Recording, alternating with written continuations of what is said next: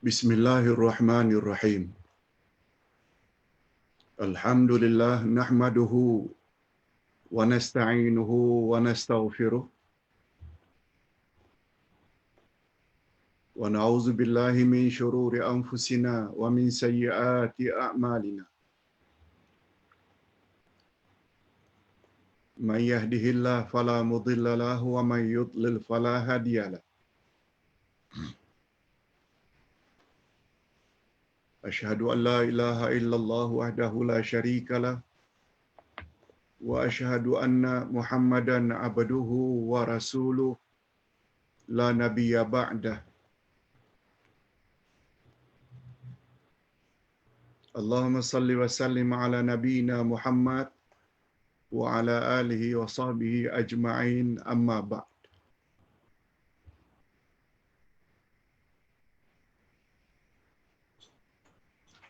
Hadirin dan hadirat serta para pemirsa yang saya hormati, Assalamualaikum warahmatullahi wabarakatuh. Alhamdulillah, kita bersyukur kehadirat Allah Azza wa Jalla. Berkat taufiknya kita masih lagi diberi peluang untuk menambah ilmu yang berkaitan dengan agama yang kita cintai, agama Islam.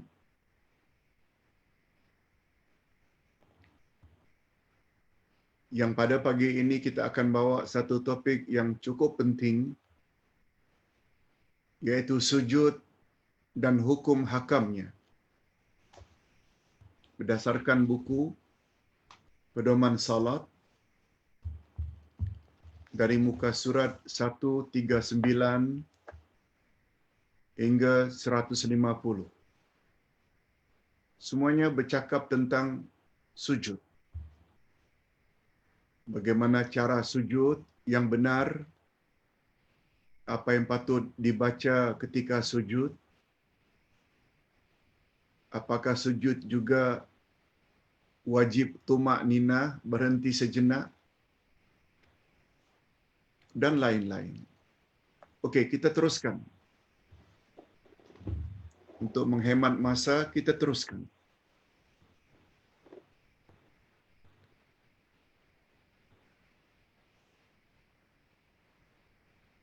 Mukaddimah. Sebelum kita belajar bab A, B, C, kita sebut dulu sebagai mukaddimah.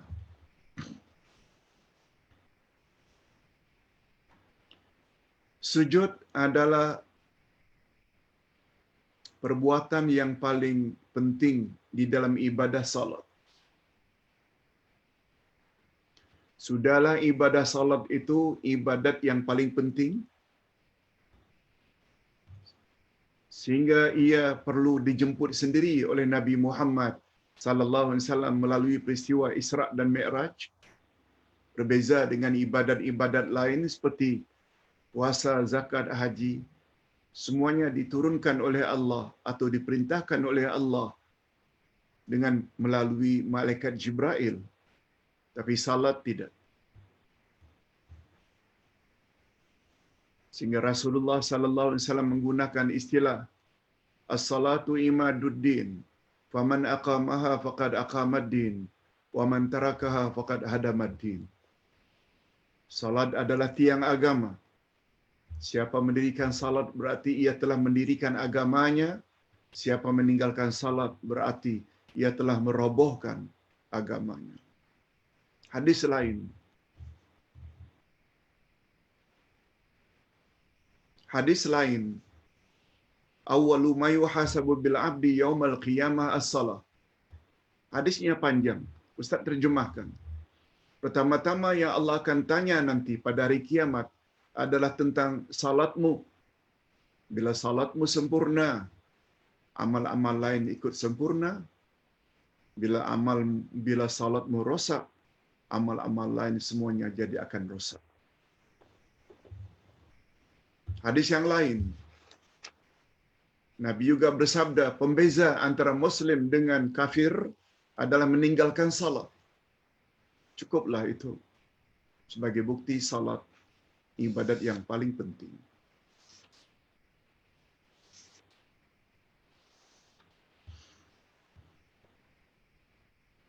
Nah, perbuatan yang paling penting dalam salat pula adalah sujud. Oleh sebab itu,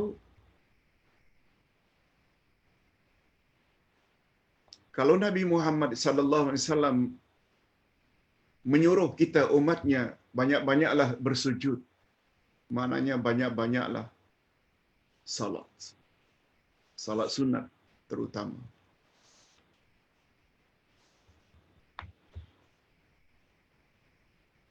Pada suatu hari Nabi Muhammad sallallahu alaihi wasallam pernah bangun tidur pada sepertiga akhir malam.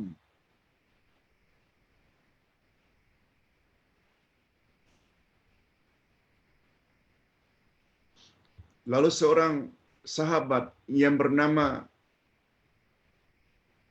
Rabi'ah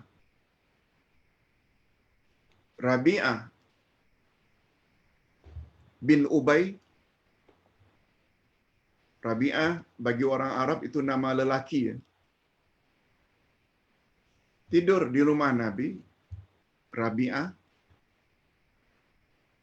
Begitu Nabi bangun, beliau juga bangun. Khidmat pada Nabi, ambil air untuk Nabi wuduk.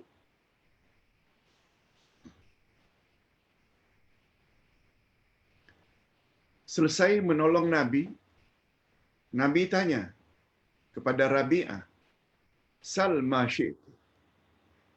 Mintalah kepadaku apa yang engkau inginkan,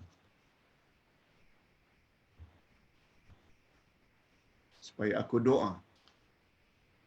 Rabi'ah minta, "Saya, ya Rasulullah, ingin masuk syurga bersama Tuhan."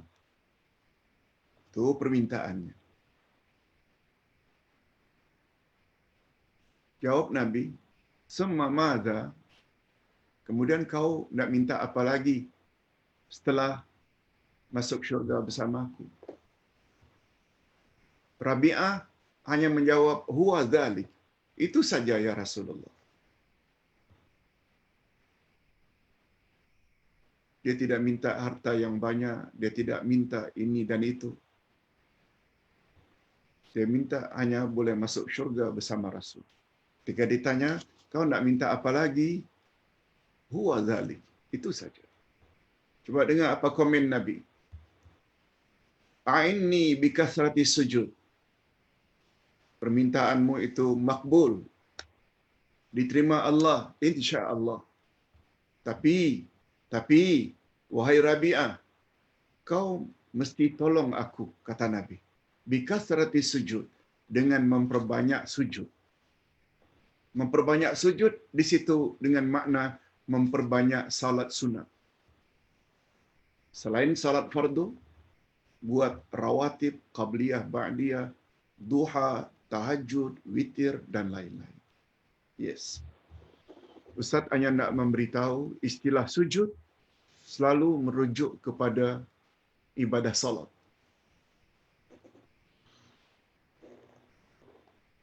Itu sebabnya Nabi Muhammad sallallahu alaihi wasallam bersabda,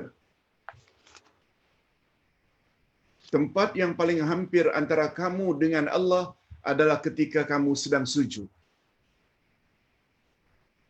Sedang sujud.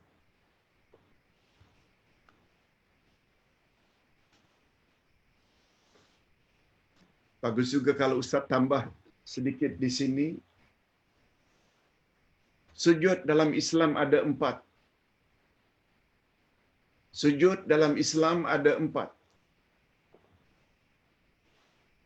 Sujud dalam salat, zuhur, asar, maghrib, isya, subuh, salat duha, tahajud, witir, rawatib.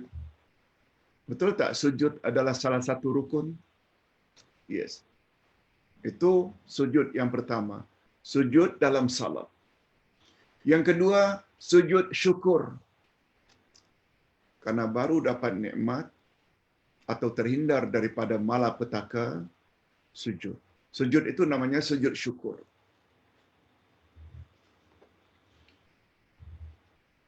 Yang ketiga, sujud tilawah. Dinamakan juga dengan sujud sajadah. Ada beberapa ayat dalam Quran yang apabila kita baca atau kita mendengar orang lain baca, dia sujud, kita juga hendaklah sujud. Itu namanya sujud sajadah. Satu lagi, ini yang namanya sujud sahwi. Yaitu bila kita ragu-ragu atau terlupa dalam salat, kita digalakkan supaya sujud sahwi sebelum atau sesudah memberi salam. Hanya 4 ini saja. Boleh baca tentang sujud ini di dalam buku Ustaz yang Ustaz panggil atau Ustaz namakan dengan, tak ada di sini, Pedoman Sujud. Kitab Pedoman Sujud. Okey, kita mula dengan bahagian A. Cara sujud. Macam mana cara sujud, Pak Ustaz? Sujud hendaklah dilakukan di atas 7 anggota. 7 anggota.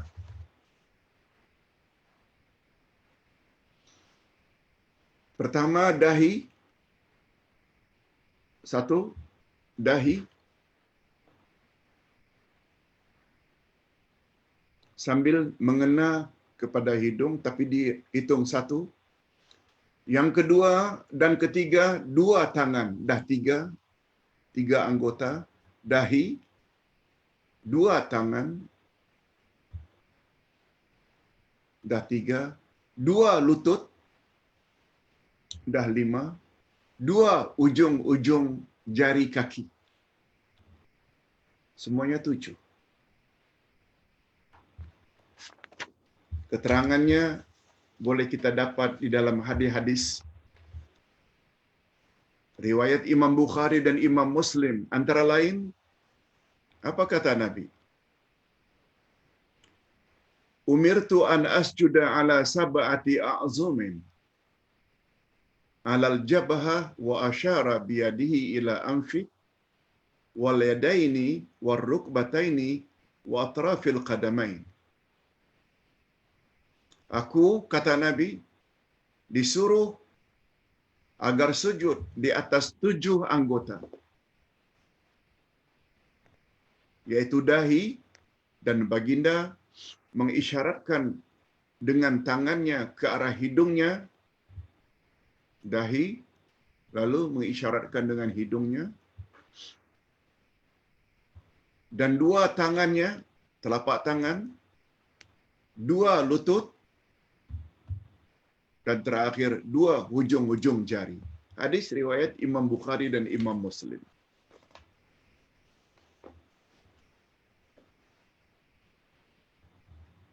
Hanya saja di antara panduannya,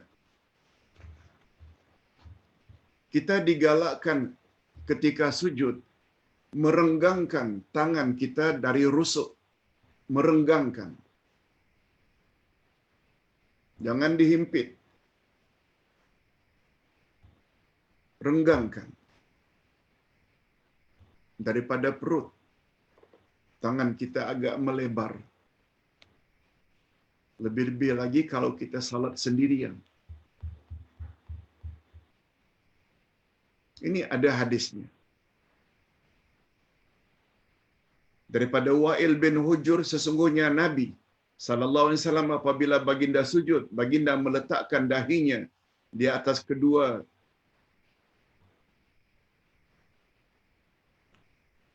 baginda meletakkan dahinya di antara kedua telapak tangannya. Dahi di antara 2 telapak tangan.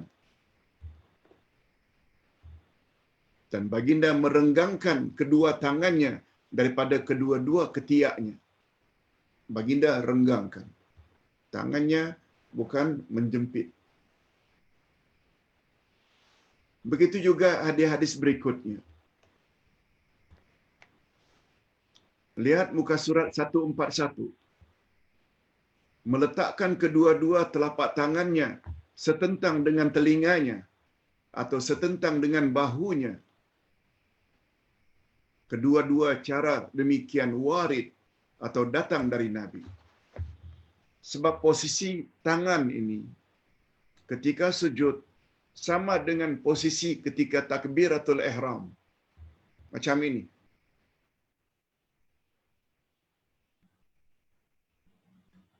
Jadi ketika kita sujud, dahi kita, muka kita betul-betul di antara dua tangan ini. Itu maksudnya.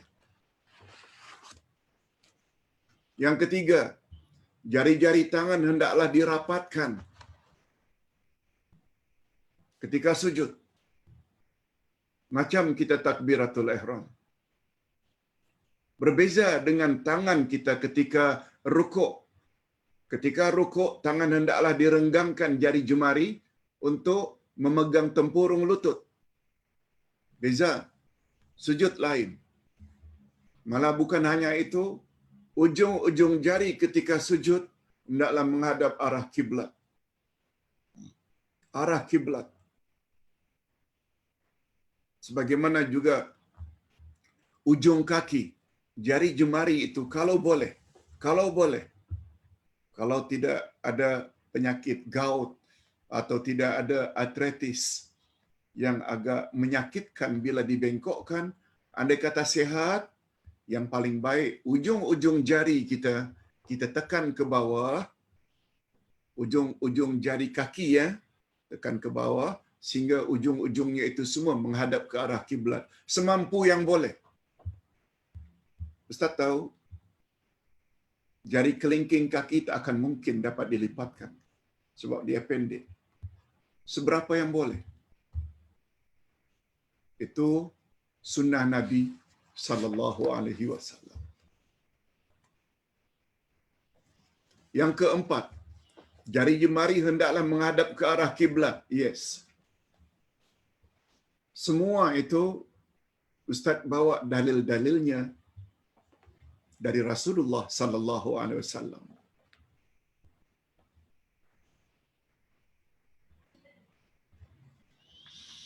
Sifat-sifat sujud sebagaimana di atas wajib disempurnakan.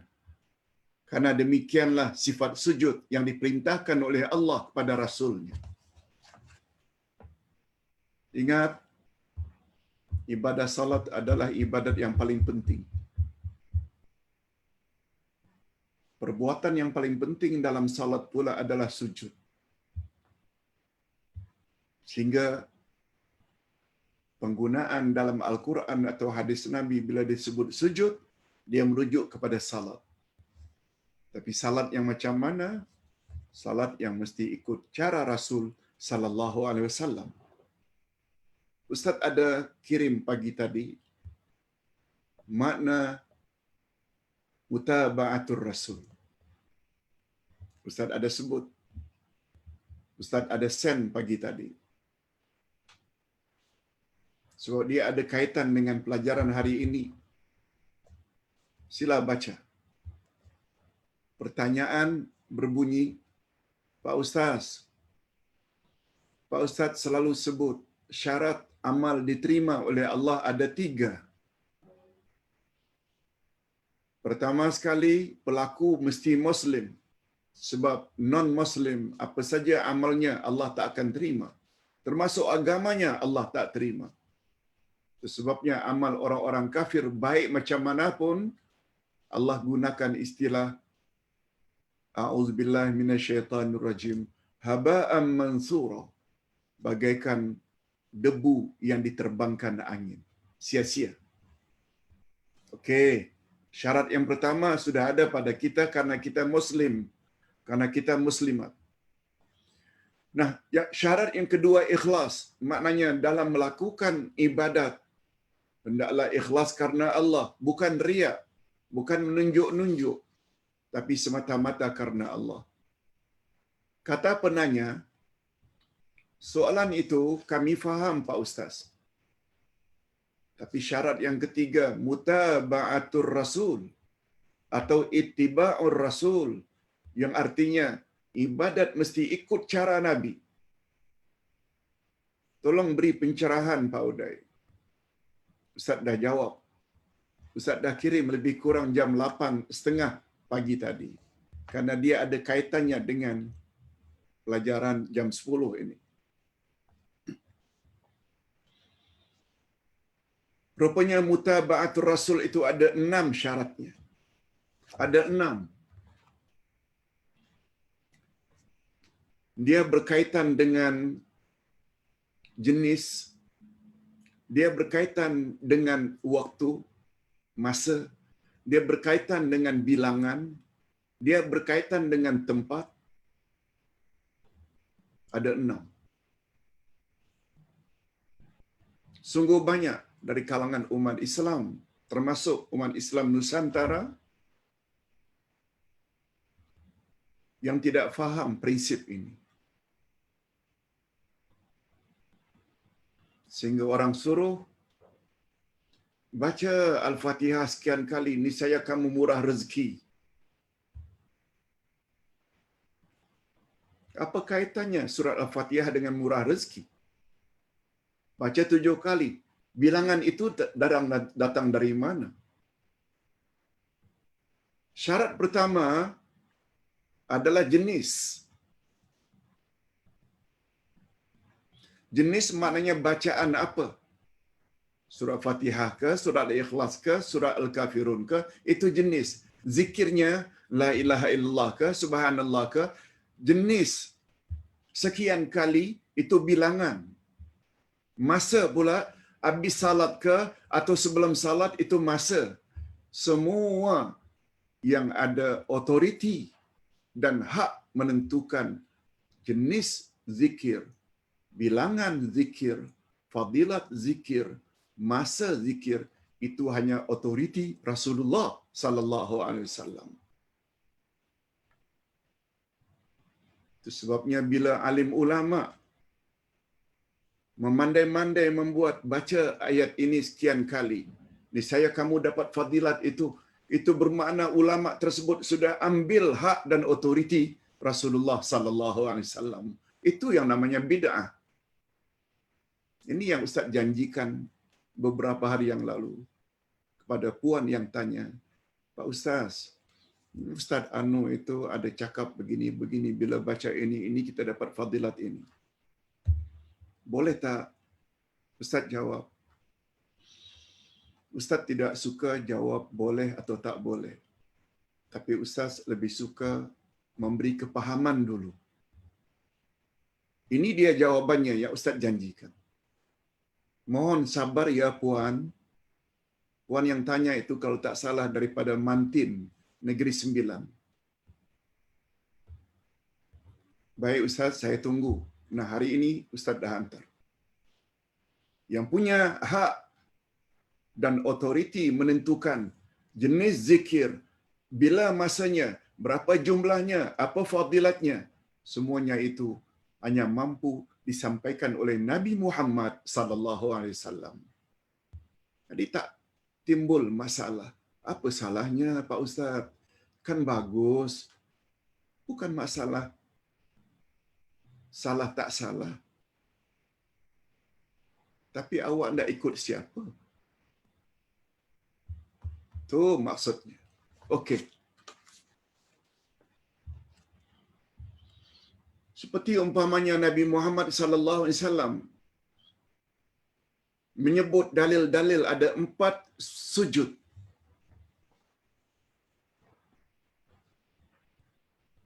Sujud pertama sujud dalam salat. Sujud kedua sujud syukur. Sujud ketiga sujud tilawah atau sajadah. Sujud yang keempat sujud sahwi. Bila ada yang menambah sujud yang kelima,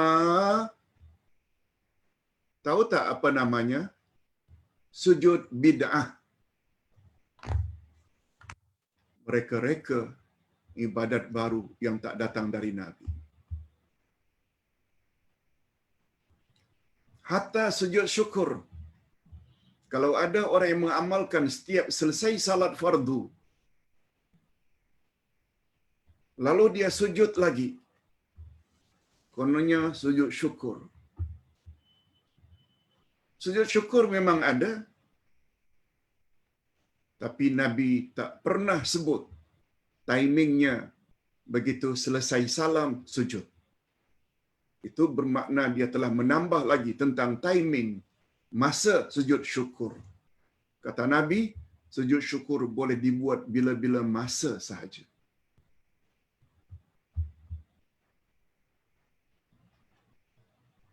Itu semua akibat tidak faham kaedah ibadat. Alhamdulillah banyak yang komen, syukur Ustaz, kami baru tahu rupanya macam ini yang namanya ibadat. Jadi orang yang selalu kata apa salah. Bagi istilah Ustaz, bila dia cakap apa salah, salahlah itu. Buat sesuatu yang tidak ada hujah dan dalilnya. Ustaz buat contoh. Baca subhanallah 33, alhamdulillah 33, Allahu akbar 33. Lalu diikuti dengan la ilaha illallah wahdahu la syarikalah hingga akhir. Habis salat fardu, maka fadilatnya Allah ampun dosa-dosanya walau sebanyak buih di lautan. Ikut, itu hadis sahih. Jenis bacaannya subhanallah 33, alhamdulillah 33, Allahu akbar 33. Timingnya selesai salat fardu. Bacaan yang sama kata Nabi, bacaan yang sama 33 subhanallah 33, alhamdulillah 33, Allahu akbar. Terakhir ditamatkan dengan la ilaha illallah wahdahu la syarikalah lahul mulku wa lahul hamdu wa huwa ala kulli syai'in qadir. Bila bacaan yang sama itu dibaca sebelum tidur malam, kata Nabi, Allah akan beri dia kekuatan jasmani sehingga dapat handle banyak perkara-perkara. Itu sebabnya kata Imam Ibn Al-Qayyim di dalam kitabnya Al-Wabil yang memuat 100 faedah zikrullah, satu di antaranya kata beliau, faedah zikir menguatkan jasmani. Selain rohani, jasmani juga Allah kuatkan. Nah, bila ia dibaca sebelum tidur malam, jenis bacaannya sama. Tapi bila dibaca habis salat fardu, Allah ampun segala dosanya walau sebanyak buih di lautan. Ini namanya ilmu. Bukan dengar ikut, dengar ikut, dengar ikut.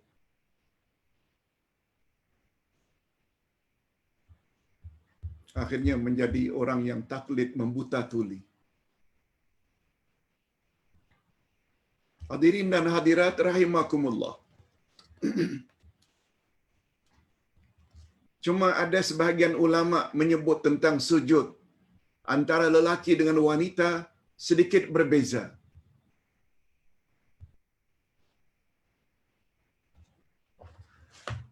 Wanita karena kondisi dadanya beza dengan dada lelaki. Mereka ada buah dada. Kononnya untuk wanita apabila sujud hendaklah mengepit, merapatkan kedua tangannya, mengepit. Tapi untuk pengetahuan, dinilai oleh para pakar hadis, hadis itu dhaif. Hadis itu dhaif. Ini hadisnya. Lihat muka surat 143. Daripada Yazid bin Abu Hubaib, sesungguhnya Nabi sallallahu alaihi wasallam pernah melalui dua wanita yang sedang salat. Lalu baginda bersabda, jika kamu sujud, hendaklah kamu kepitkan bahagian daging ke bumi, karena wanita dalam hal ini tidak sama dengan lelaki. Kata Imam Al-Baihaqi, hadis ini dhaif. Hadis ini lemah. Dengan kata lain, cara lelaki dan wanita ketika sujud adalah sama. Itu pendapat yang lebih kuat sesuai dengan sabda Nabi Sallu kama ra'aitumuni usalli. Salatlah kamu sebagaimana kamu tengok cara aku salat. Wallahu a'lam. B. Kadar sujud. Kita pernah sebut bahawa sujud mesti tumak ninah, berhenti sejenak. Sepakat ulama fiqh mengatakan bahawa kadar sujud, masa lamanya sujud, baru dikatakan tumak ninah, cukup membaca sekali tasbih. Subhana rabbiyal a'la. Atau subhana rabbiyal a'la wa bihamdi. Bila dibaca dengan tepat, membaca sekali itu sudah memenuhi makna tumak ninah. Tetapi mereka sepakat mengatakan yang paling afdal bila dibaca 3 kali. Subhana rabbiyal a'la wa bihamdi. Subhana rabbiyal a'la wa bihamdi. Subhana rabbiyal a'la wa bihamdi. Atau subhana rabbiyal a'la. Subhana rabbiyal a'la. Subhana rabbiyal a'la. Lagi bagus.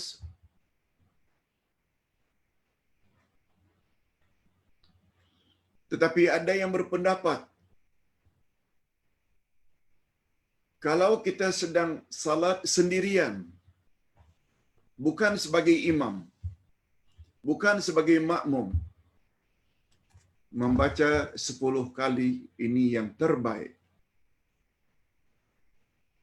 Ingat ya, orang yang salat ada 3 keadaan. Bila dia salat berjamaah, tentu ada imam dan ada makmum. Ada leader, ada follower. Ada namanya imam, ada namanya makmum. Ada satu lagi namanya munfarid. Orang yang salat sendirian. Orang yang salat sendirian, umpamanya tahajud, witir, qabliyah, ba'diyah, duha. Kalau dia salat sendirian, yang paling elok itu dia perbanyak tasbih di dalamnya. Bila dibaca 10 kali itu yang paling bagus. Ini sesuai dengan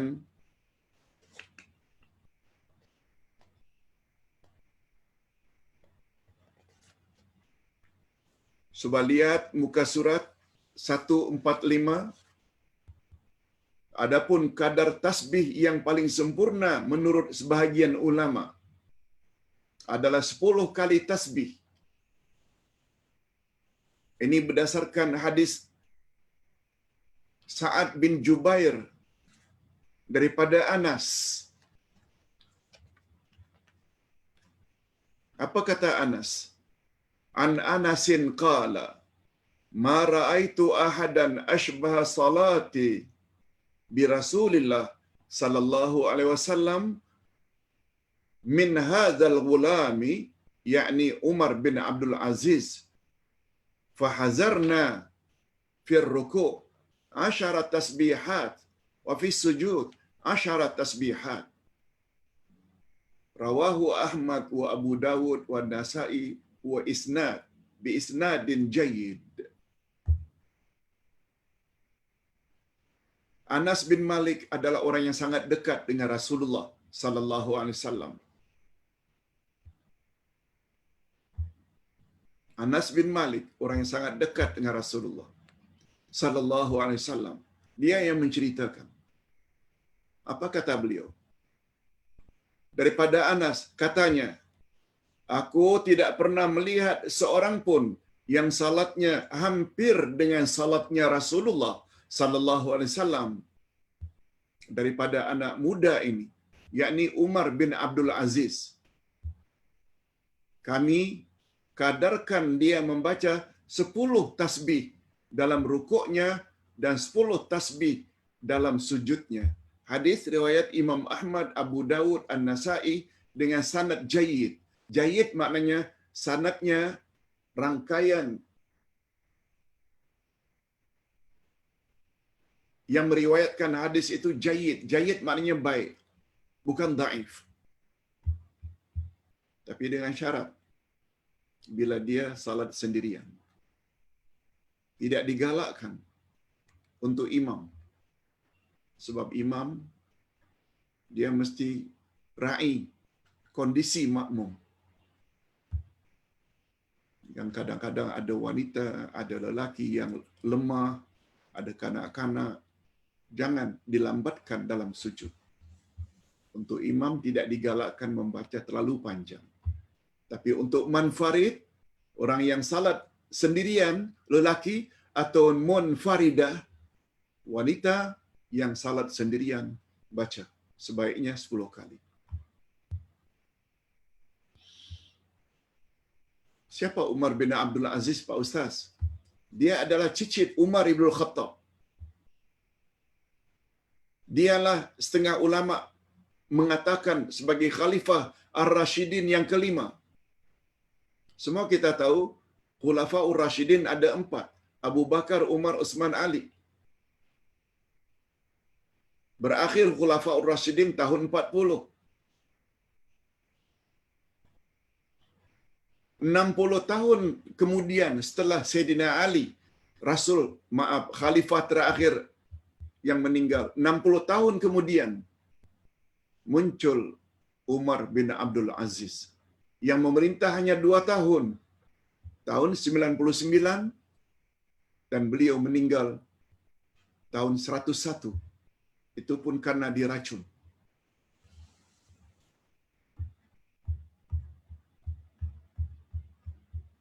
Demikian pandangan para ulama. Sekali lagi bukan suatu kemestian ya, tapi yang terbaik. Sebab ada hadis yang menyebut, ini dia hadisnya. Ayat atau muka surat 147. Sila lihat muka surat 147. Aqrabu ma yakunu ahadukum min rabbih wa huwa sajidun fa'aksiru fihi minad du'a wa fi riwayatin wa amma sujudu fajtahidu fid du'a faqaminun ayyustajaba lakum. Rawahu Muslim wa Ahmad. Hadis sahih. Coba dengar terjemahannya. Tempat yang paling dekat antara salah seorang kamu dengan Tuhannya ialah ketika dia sedang sujud. Oleh sebab itu, perbanyakkanlah doa di dalamnya. Menurut riwayat yang lain, adapun sujud, bersungguh-sungguhlah kamu berdoa di dalamnya. Sebab doa di dalamnya sangat wajar untuk dikabulkan oleh Allah. Hadis riwayat Muslim dan Imam Ahmad. Hadis sahih.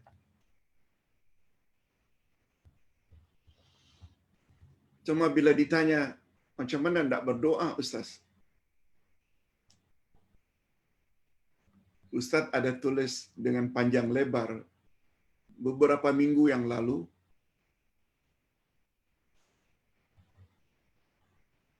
tentang jenis-jenis doa.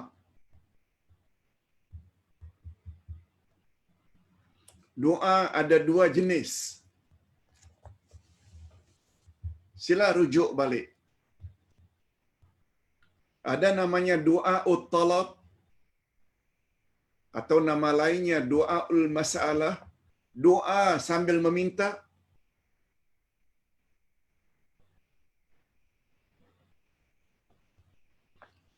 Satu jenis lagi namanya doa usana. Doa sanjungan. Bukan meminta. Tapi doa puji-pujian. Doa sanjungan. Doa terbagi berapa? 2. Doa usana dan doaul masalah. Doa sanjungan, satu lagi doa sambil meminta. Dalam persepsi ramai di antara kita, bila berdoa mestilah meminta.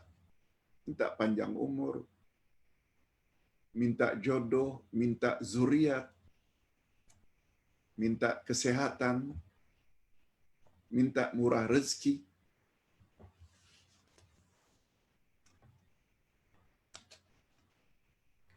Ya, itu namanya doa ut-talab.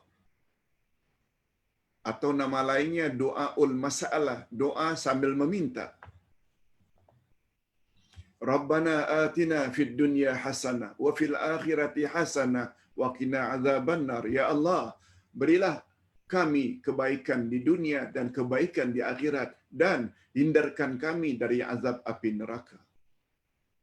Rabbana hablana min azwajina wa zurriyatina. Ya Allah, berilah kami pasangan hidup dan zuriat keturunan yang menyedapkan pandangan mata dan hati kami. Rabbighfirli wa liwalidayya. Ya Allah, ampunkanlah dosaku dan dosa kedua ibu bapakku. Itu namanya doa ut-talab.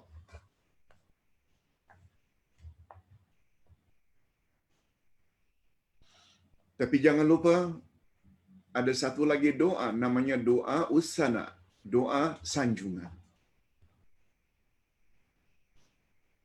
Kita menyanjung Allah, kita memuji Allah, tapi dalam hati meminta.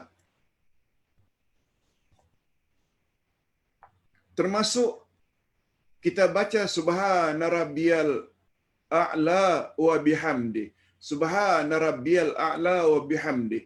Maha suci Allah yang maha tinggi, segala pujian miliknya.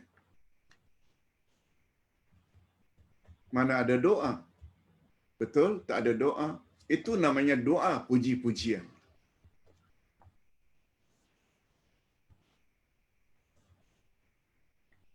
Itu sebabnya Ustaz selalu buat contoh Nabi Yunus ketika berada di dalam perut ikan, di dasar laut, dalam keadaan gelap, gulita, sempit.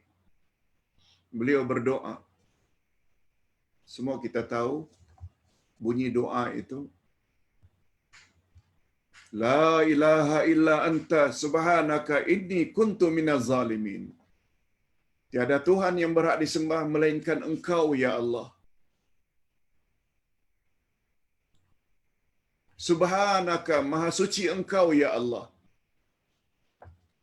Aku mengaku bahwa aku banyak buat dosa.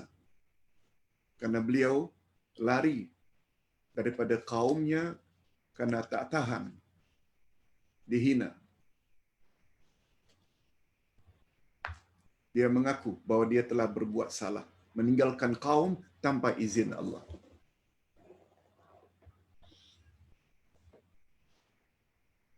Ekoran daripada puji-pujian tersebut, doa pujian tersebut, Allah suruh perintahkan ikan supaya bangkit, timbul dan muntahkan Yunus ke tepi pantai. Tak ada minta pun.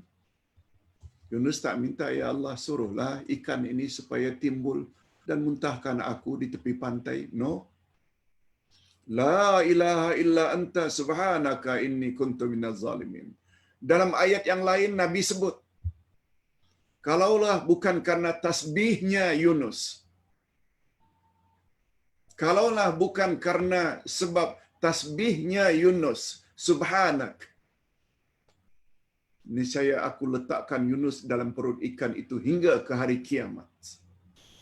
Ini memberi isyarat bahwa tasbih adalah powerful. Power. Doa yang sangat hebat. Itu sebabnya para sahabat bertanya, ya Rasulullah, doa tersebut khas untuk Yunus sajakah? Tidak, kata Nabi. Dia berguna untuk semua umatku yang beriman. Itu sebabnya bila kita dalam kesempitan, baca selalu. Baca selalu. baca dalam sujud pun boleh. Dengan niat doa. Itu sebabnya yang kita baca Subhana Rabbiyal A'la itu tasbih. Subhana Rabbiyal A'la wa bihamdi. Subhana Rabbiyal A'la wa bihamdi. Subhana Rabbiyal A'la wa bihamdi. Tapi dalam hati kita, tolong ya Allah, sembuhkan penyakit anakku. Tolong ya Allah, luluskan dengan cemerlang anakku yang sedang ambil SPM. Ya Allah, ya Allah. Dalam hati, dalam hati. Allah Maha tahu. Yes, itu maksudnya. Perbanyakkan doa di dalam sujud dengan makna perbanyakkan tasbih.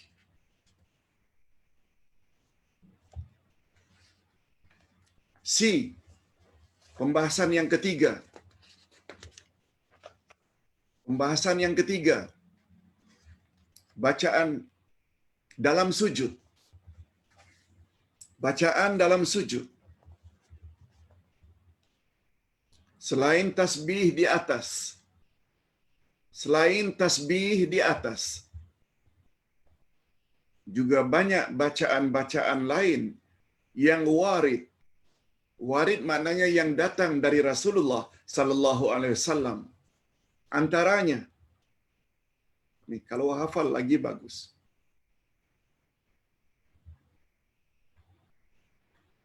Doa ini cukup panjang tapi cantik maknanya. Allahumma ja'al fi qalbi nura. Ya Allah, jadikanlah dalam hati aku ini nur, cahaya. Wa fi sam'i nura. Pada telingaku ada cahaya. Wa fi basari nura. Pada pandanganku juga ada nur, cahaya.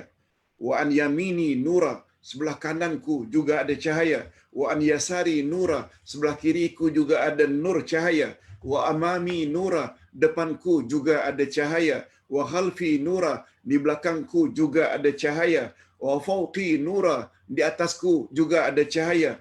Wa tahti nura. Di bawahku juga ada cahaya. Wa ja'al li nura. Dan jadikanlah aku ini sebagai orang yang bercahaya. Bercahaya maknanya dapat memberi manfaat kepada orang lain. Dapat memberi pencerahan kemuskilan-kemuskilan orang-orang lain. Dapat tolong orang lain. Semua termasuk di dalam jadikanlah diriku ini semuanya cahaya. Depan, belakang, kiri, kanan, atas, bawah. Semuanya nur, ya Allah. Manusia bila berada di dalam nur, insya Allah dia tidak akan sesat.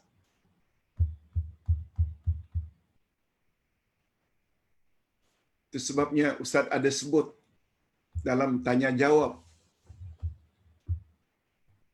Apa maksudnya Pak Ustaz? Allah apabila menginginkan untuk menjadikan seseorang itu orang yang baik-baik, niscaya Allah lapangkan dadanya suka kepada Islam. Ada di dalam jawaban Ustaz beberapa minggu yang lalu.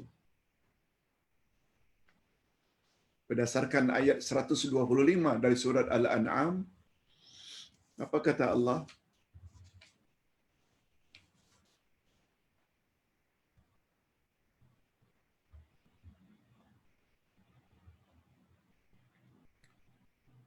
Wa may yuridillahu an yahdiyahu yashrah sadrahu lil Islam.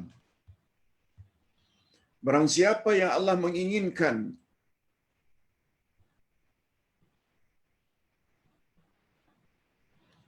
agar orang itu jadi orang yang baik, apabila Allah menginginkan agar orang itu jadi orang yang baik, niscaya Allah lapangkan dadanya suka kepada Islam.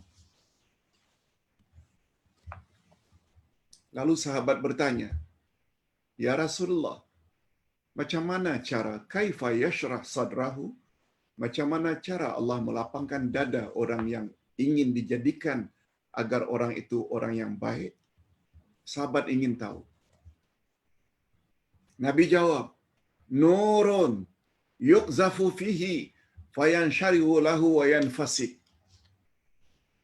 Cara Allah melapangkan dada seseorang yang ingin dijadikannya orang yang baik, Allah masukkan nur ke dalam dadanya. Yang dengan kemasukan nur, akhirnya dadanya menjadi luas dan lapang. Hadirin dan hadirat, betul tak? Ruangan bilik kita barangkali 8 kali 10 atau 8 kali 12. 8 lebar, 12 panjang. Ketinggian barangkali 10 atau 12. Bila kita berada dalam bilik dalam ukuran tersebut, betul tak kita rasa sempit? Bila gelap. Bila gelap. Beza tak bila bilik dengan ukuran yang sama tapi ada lampu?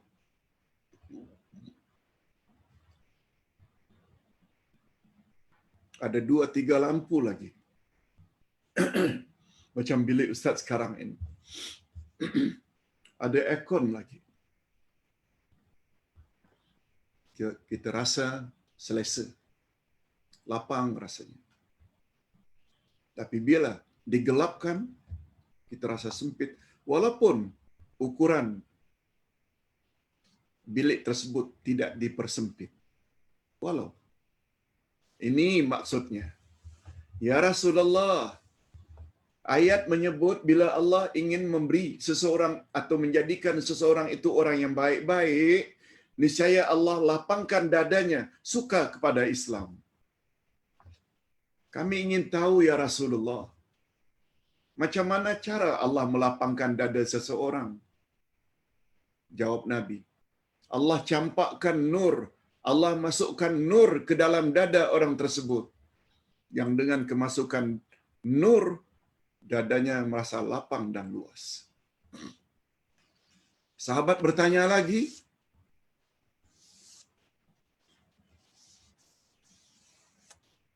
kemasukan cahaya ke dalam dada seseorang adalah sesuatu yang tidak nampak ya Rasulullah.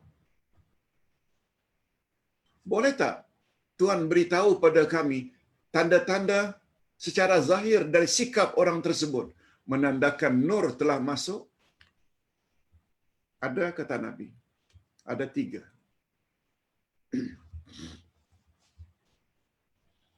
Pertama, dia senantiasa ingat kepada mati. Yang kedua, dia tidak begitu terpengaruh dengan kemanisan dunia. Yang ketiga, dia senantiasa memperbanyak bekal untuk akhiratnya. Ustaz tidak akan jelaskan dengan panjang lebar,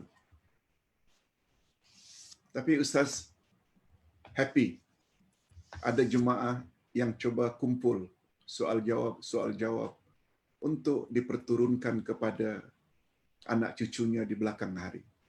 Dia kumpul. Dan Ustaz juga minta tim supaya kumpul. Nanti bila dah sampai, mungkin 50 soal jawab, kita buat satu buku.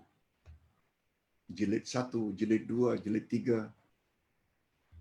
Selagi hayat dikandung badan. Tolong doakan Ustaz panjang umur dan sihat selalu. InsyaAllah semakin banyak kita akan dapat maklumat tentang Islam yang sahih, yang berasaskan Al-Quran dan Sunnah Nabi sallallahu alaihi wasallam. Itu sebabnya minta maaf kalau Ustaz tidak begitu tertarik dengan soalan-soalan yang kadang-kadang tidak begitu penting. Lalu ditanya. Tanyalah sesuatu yang boleh mendatangkan faedah. Dan Ustaz akan jawab. Hadirin dan hadirat rahimakumullah. Sekali lagi, Ustaz ingin tegaskan bahawa selain Subhana Rabbiyal A'la wa bihamdi, dan dia termasuk dalam doa juga. Doa yang jenis macam mana? Doa usana.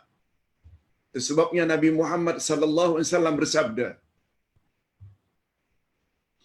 afdaluz zikri la ilaha illallah wa afdalud du'a alhamdulillah. Hadis sahih riwayat Imam Muslim.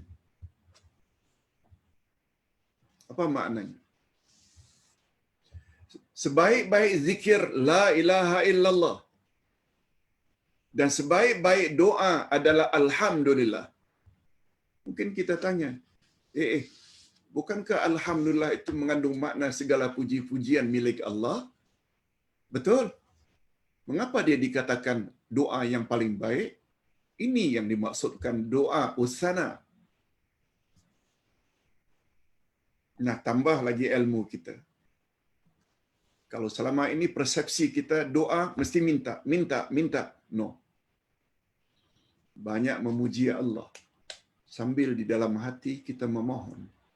Tolong harmonikan rumah tangga anak saya, ya Rasulullah. Ya Allah. Tolong panjangkan umur kami, ya Allah. Dalam hati, tapi mulut tetap menyebut Subhana rabbiyal a'la wa bihamdi. Subhana rabbiyal a'la wa bihamdi. Yes, itu maksudnya. Selain itu kita juga boleh bacakan doa, Allahumma ja'al fi qalbi nura wa fi sam'i nura wa fi basari nura. Semuanya nur kita minta. Itu sebabnya mengapa bila kita ikut Quran dan Sunnah, kita tak akan sesat. Ini rahasia yang Ustaz pernah sebut berkali-kali. Sebab bila kita ikut Quran dan Sunnah bermakna kita dalam cahaya.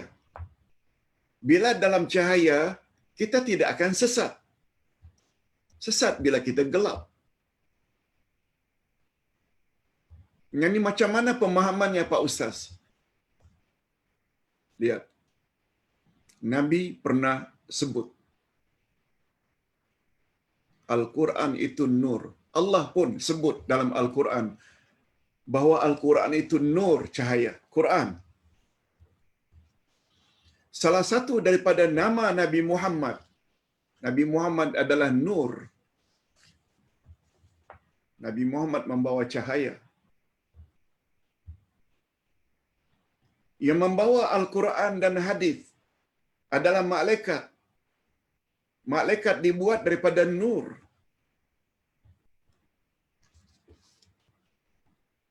Malaikat membawa Al-Quran.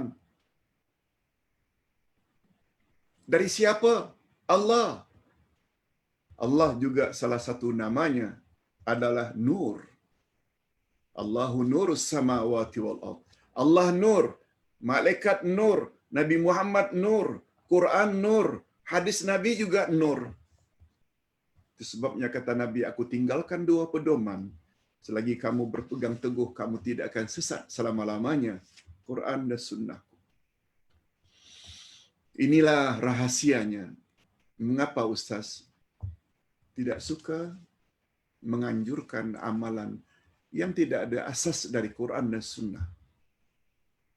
Dia boleh membawa kepada kesesatan.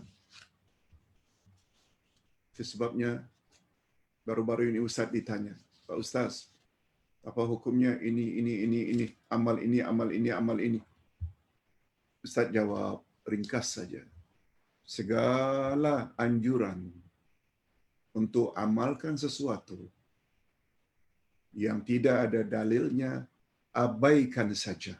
Tolak saja. Ingat selalu nasihat ikhlas dari Imam Al-Ghazali. Apa kata beliau? Hadis-hadis Nabi, amalan-amalan yang datang dari Nabi, zikir-zikir yang datang dari Nabi, salat yang datang dari Nabi, puasa yang datang dari Nabi, secara sahih dengan dalilnya yang kuat. Sangat banyak. Andai kata kita ingin amalkan keseluruhannya, tak mampu untuk kita laksanakan. Lalu beliau tanya, mengapa pula menyibuk dengan perkara-perkara yang tidak ada dalilnya? Bukankah itu maknanya buang masa saja? Yang lengkap dalilnya dan kuat sahih sekian banyak, awak tak utamakan. Utamakan pula kata-kata.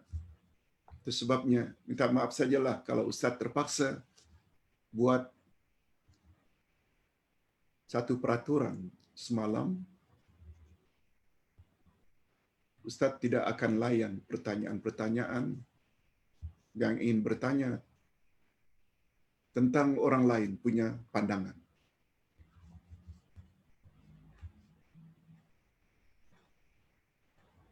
Apalagi pandangan itu tidak disertakan dengan dalil. Jenuh, tidak cari hadisnya dan. Buang masa. Kalau tidak tanya pun, tanya kepada yang berkenaan. Ustaz akan layan. Ikhlas.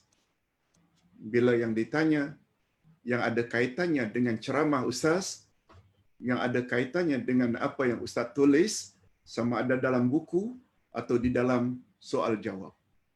Bila tak faham, sila tanya. No problem. Yang Ustaz, apalagi Ustaz dalam keadaan kurang sihat, Ustaz pula ada 10 buku yang belum dapat diselesaikan, tergendala karena sibuk menjawab dan menjawab saja soalan-soalan yang tidak begitu penting. Ustaz buat semalam satu ketetapan, minta maaf kalau ada yang tidak setuju. Bukan bermakna Ustaz tak mau jawab. Ustaz hanya akan jawab bila berkaitan dengan apa yang Ustaz ceramah atau yang Ustaz tulis. Silakan tanya. Ustaz akan jawab insya-Allah.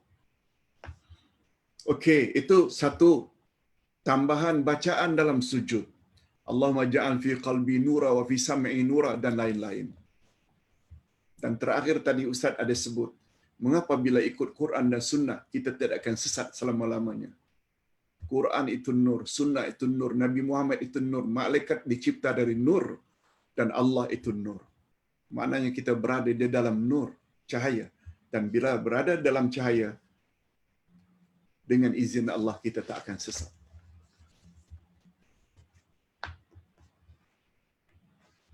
Bacaan sujud yang kedua. Rabbi u'ti nafsi taqwaha wa zakkiha anta khairu man zakkaha anta waliyuha wa maulaha. Ya Allah, anugerahkanlah kepada diriku ketakwaannya. Sucikanlah dia. Sucikanlah dia maknanya diriku. Engkau sebaik-baik yang mensucikannya dan engkaulah pelindungnya dan pemimpinnya.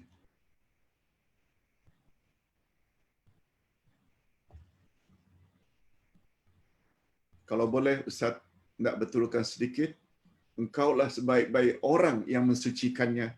Orang itu dicoret ya, orang itu dicoret. Sebab Allah tidak wajar dikatakan orang. Engkaulah sebaik-baik zat boleh. Orang itu digunakan atau ditukar kepada zat boleh. Sebab Allah ada zat. Ustaz ulang sekali lagi, ya Allah, anugerahkanlah kepada diriku ketakwaannya. Sucikanlah ia. Engkaulah sebaik-baik zat yang mensucikannya. Orang itu diganti dengan zat. Yang paling baik D-Z-A-T. Sebab D-Z itu zal, alif ba ta tha dal zal, zal, dal zal, bukan zai. Zai itu Z. Tapi kalau zal seperti Zulhijjah, DZ itu yang lebih tepat. DZ. Jadi bunyinya Zulhijjah, bukan Zulhijjah. Tapi kalau Zainal Abidin, yes, Z. Itu Zai.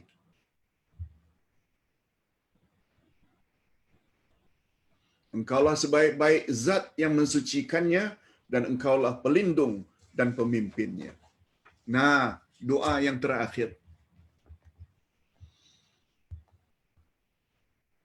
Doa sujud yang ketiga. Tolong ikuti. Allahumma ufir zambi kullihi. Allahumma ufir zambi kullih. Diqqahu wa jullih. Diqqahu wa jullah. Wa awwalahu wa akhirahu.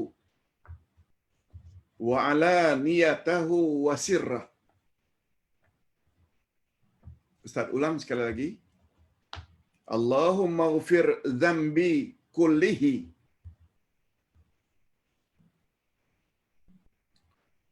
Diqqahu wa jullahu. Wa awwalahu wa akhirahu. Wa alaniyatahu wa sirrahu. Artinya, ya Allah, ampunlah dosaku seluruhnya,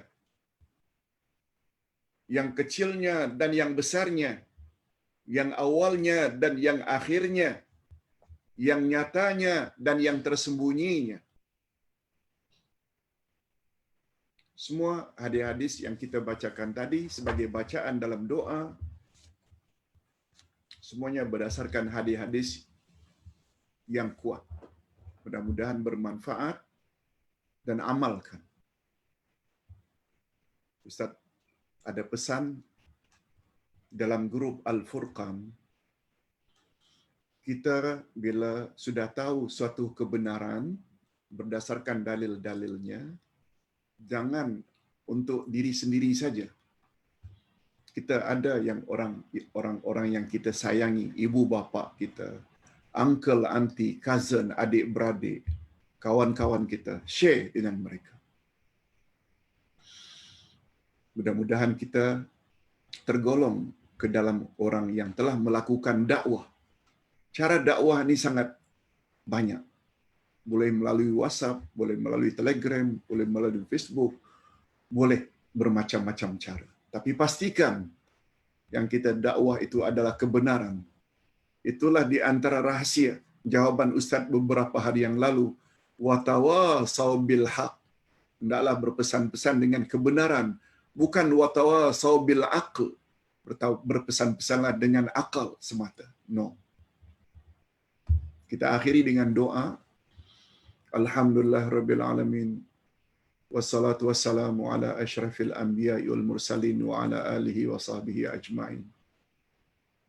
Ya Allah, kami dapat penerangan dan pencerahan pada pagi ini sangat bermanfaat, yaitu tentang sujud dan hukum hakamnya. Rupanya sujud ini adalah suatu tempat yang sangat hampir antara kami dengan Engkau, ya Allah. Dan Nabi-Mu menggalakkan supaya kami banyak memperbanyak doa di dalam sujud. Dan kami juga telah dijelaskan doa ada dua macam. Ada doa permintaan dan ada doa sanjungan. Sebab itu, berilah kami kekuatan untuk melaksanakannya, ya Allah. Dan share kepada saudara mara dan kawan-kawan yang kami sayangi. Supaya dengan berbuat demikian kami terhindar daripada menjadi insan yang rugi. Sebagaimana yang Engkau sebutkan dalam surat Wal-Asri. Allahumma inna nas'aluka ilman nafi'a wa rizqan thayyiba wa amalan mutaqabbala. Ya Allah, berilah kami ilmu yang bermanfaat, rezeki yang baik-baik, dan amal yang diterima. Allahumma inna na'udzubika minal hammi wal hazan wa na'udzubika minal ajzi wal kasal wa na'udzubika minal jubni wal bukhal wa na'udzubika min ghalabatid daini wa qahrir rijal. Allahumma inna na'udzubika min an nuradda ila arzalil umur. Ya Allah, kami mohon pelindungan-Mu daripada rasa gundah, sedih, malas, dalam keadaan bodoh, dalam keadaan terikat dengan hutang.